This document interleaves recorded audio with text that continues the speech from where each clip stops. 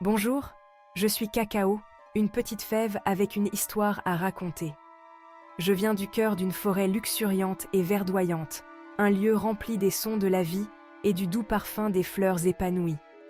Je suis née à l'intérieur d'une grande cabosse colorée sur un cacaoyer, nichée parmi d'innombrables autres cabosses. La forêt était mon berceau, un lieu grouillant de papillons vibrants, de singes bruyants et de perroquets multicolores. La lumière du soleil filtrait à travers la canopée, projetant des ombres dansantes sur le sol de la forêt. L'air était toujours chaud et humide, chargé de l'odeur de la terre humide et des fleurs exotiques. Je passais mes journées à me balancer doucement dans la brise, à profiter de la chaleur du soleil et à écouter la symphonie de la forêt. Ma vie était paisible, une existence harmonieuse dans l'étreinte émeraude des tropiques. En grandissant, je sentais la vie de la forêt couler en moi. Les rayons du soleil me nourrissaient et la pluie étanchait ma soif. J'ai appris à danser avec le vent, ma cabosse se balançant en rythme avec mes frères et sœurs. Mais la vie dans la forêt n'était pas toujours facile. Nous avons fait face à un soleil brûlant, à des pluies torrentielles et à des insectes affamés désireux de goûter à nos tendres cabosses. Pourtant, nous avons persévéré, tirant notre force du sol riche et de l'étreinte nourricière de la forêt tropicale.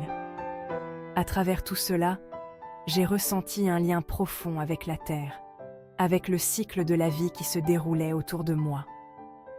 Je savais que je faisais partie de quelque chose de plus grand, un équilibre délicat qui nous soutenait tous. Chaque lever de soleil, chaque goutte de pluie et le bruissement des feuilles murmuraient une promesse, la promesse de croissance, de transformation et d'un destin délicieux. Un jour, ma cabosse mûre et lourde est tombée sur le sol de la forêt. Je pouvais entendre les bavardages excités des fermiers alors qu'ils nous ramassaient soigneusement, leurs mains rugueuses mais douces. C'était le début de ma transformation. Ils ont ouvert les cabosses, révélant des rangées de fèves blanches et crémeuses, moi et mes nombreux frères et sœurs. L'air s'est rempli d'un arôme fruité, presque acidulé. Nous avons été soigneusement disposés sur de grandes feuilles de bananier, prêts pour la prochaine étape de notre voyage. Le soleil nous a réchauffés et lentement, nous avons commencé à changer. Notre couleur blanche s'est transformée en un brun riche et l'air s'est rempli d'un parfum chocolaté enivrant. C'était l'odeur de la fermentation, de nos sucres naturels se transformant en quelque chose de magique. Section 4. Les mains qui nourrissent. Un hommage aux agriculteurs. Les agriculteurs travaillaient sans relâche. Leurs mouvements étaient précis et attentionnés.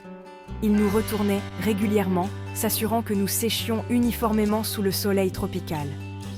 Leur dévouement et leurs soins étaient touchants. Ils étaient les gardiens de notre transformation, le pont entre la forêt et le monde. J'ai appris que ces hommes et ces femmes qui travaillaient dur étaient le cœur et l'âme de l'industrie du chocolat. Ils nous ont nourris, pris soin de nous et se sont assurés que nous atteignions notre plein potentiel. Ils étaient intimement liés à la terre, comprenant l'équilibre délicat de l'écosystème forestier. Leurs connaissances, transmises de génération en génération, étaient la clé d'une culture durable du cacao. Leur subsistance dépendait de la santé de la forêt et ils étaient à leur tour essentiels à sa survie. Section 5. La symphonie de la forêt, la biodiversité et son importance. En voyageant de la forêt à l'usine, j'ai réalisé l'importance de l'écosystème dont je venais. La forêt tropicale, avec son incroyable biodiversité, était essentielle à mon existence. Les arbres imposants fournissaient de l'ombre, les insectes aidaient à la pollinisation et le sol riche nourrissait les cacaoyers. Chaque créature, petite ou grande, jouait un rôle crucial dans le maintien de l'équilibre délicat de cet incroyable écosystème. Mais j'ai aussi appris les menaces qui pèsent sur cet écosystème précieux, la déforestation, le changement climatique et les pratiques agricoles non durables. Ces dangers étaient importants, mettant en péril non seulement l'avenir du chocolat, mais aussi l'avenir de notre planète. Section 6. Un avenir savoureux.